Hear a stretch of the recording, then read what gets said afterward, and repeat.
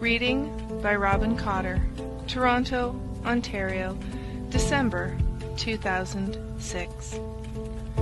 A Chronicle of the Cross in the Wilderness by Thomas Guthrie Marquis. Chapter 2. The Jesuits at Quebec.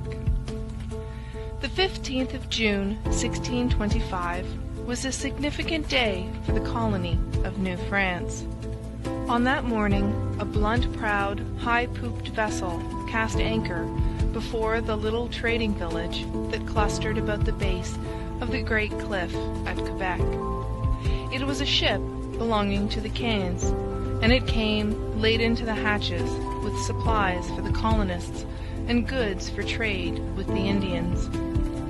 But what was more important, it had as passengers the Jesuits who had been sent to the aid of the Recollets, the first of the followers of Loyola to enter the St. Lawrence, Fathers Charles Lalemant, Enemone Massé, Jean de Brébeuf, and 2 lay brothers of the Society.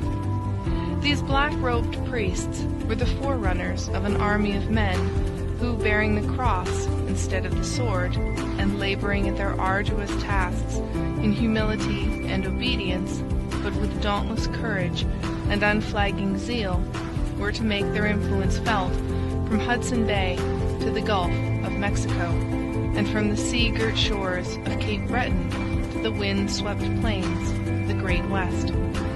They were the vanguard of an army of true soldiers, of whom the words, "Theirs not to reason why, theirs but to do and die," might fittingly have been written.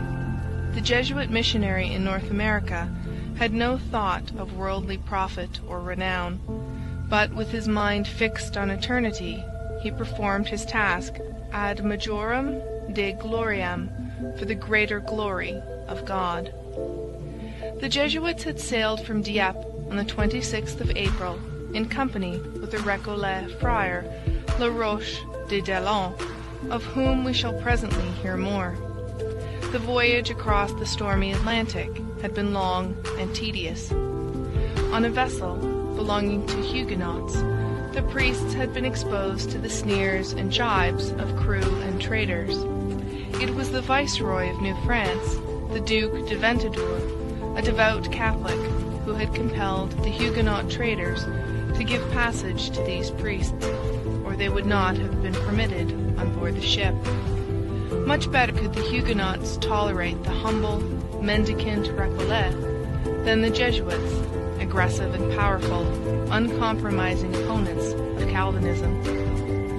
As the anchor dropped, the Jesuits made preparations to land, but they were to meet with a temporary disappointment.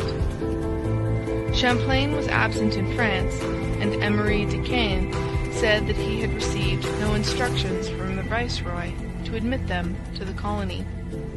Moreover, they were told that there was no room for them in the habitation or the fort.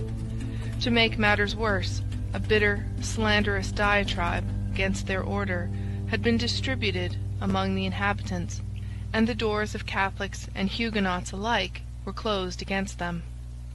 Prisoners on the ship, at the very gate of the promised land, no course seemed open to them but to return on the same vessel to France. But they were suddenly lifted by kindly hands from the depths of despair. A boat rowed by men attached to the Recollet approached their vessel.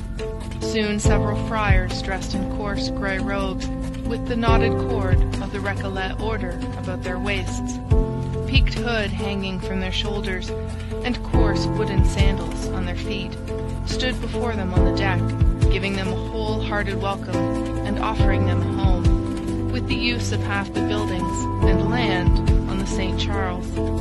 Right gladly the Jesuits accepted the offer, and were rowed ashore in the boat of the generous friars. On touching the soil of New France, they fell on their knees and kissed the ground, in spite of the scowling traders about them. The disappointment of these aggressive pioneers, in spite of the scowling traders about them.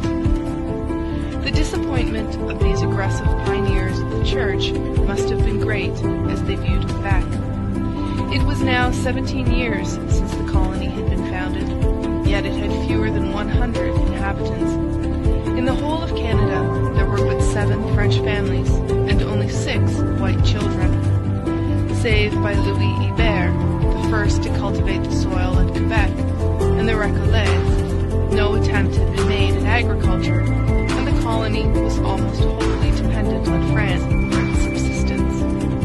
When not engaged in gathering furs or loading and unloading vessels, the men lounged in indolence about the trading posts or wandered to the hunting grounds of the Indians, where they lived in squalor and vice. The avarice of the traders was bearing its natural fruit, and the untiring efforts of Champlain, a devoted, zealous patriot, had been unavailing to counteract it.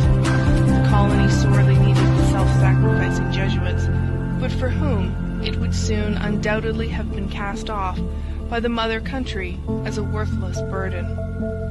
To them, Canada indeed owed its life. For when the king grew weary of spending treasure on this unprofitable colony, the stirring appeals of the relations moved both king and people to sustain it until the time arrived when New France was valued as a barrier against New England. Scarcely had the Jesuits made themselves at home in the convent of the Recollets when they began planning for the mission. It was decided that Lalemant and Masse should remain at Quebec, but Brebeuf, believing, like the Recollets, that little of permanent value could be done among the ever-shifting Algonquins, desired to start at once for the populous towns of Huronia. In July, in company with the Recollet, La Roche de Daillon, Brebeuf set out for 3 rivers. The Indians, Hurons, Algonquins, and Ottawas had gathered at Cape Victory, a promontory in Lake St. Peter, near the point where the lake narrows again into the St. Lawrence. There, too, stood French vessels laden with goods for barter, and thither went the 2 missionaries to make friends with the Indians, and to lay in a store of goods for the voyage to Huronia, and for use at the mission. The captains of the vessels appeared friendly, and supplied the priests with colored beads, knives, kettles, and other articles. All was going well for the journey, when on the eve of departure a runner arrived from Montreal, bringing evil news. For a year the Recollet Nicolas Viel had remained in Huronia. Early in 1624 he had written to Father Piat, hoping that he might live and die in his Huron mission at Carhagouha. There is no record of his sojourn in Huronia during the winter 1624-25. Alone among the savages, with a scant knowledge of their language, his spirit must have been oppressed with a burden almost too great to be borne. He must have longed for the companionship of men of his own language and faith.